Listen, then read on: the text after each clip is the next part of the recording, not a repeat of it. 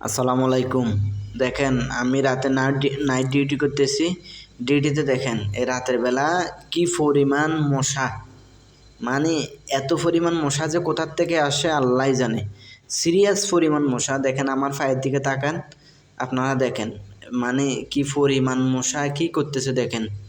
হায়রে পুরুষের জীবন, পুরুষ মহিলা সবারই একই অবস্থা, কারণ সবাই কষ্ট করে ইনকাম করে, ঠিক আছে। দেখেন আমার পায়ের চারপাশে কি পরিমাণ মশা।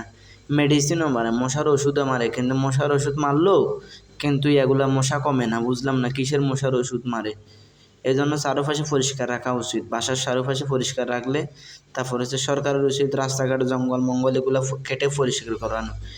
এই জঙ্গল মঙ্গল থেকে মশাগুলো হইতেছে, বুঝছেন। দেখেন কি পরিমাণ মশা, দিনের চাইতে রাত্র হলে সবচেয়ে বেশি মশা, সিরিয়াস পরিমাণ মশা। দেখেন রাতবেলা যারা ডিউটি করে তাদের অবস্থাটা কি হয় এবার চিন্তা করেন।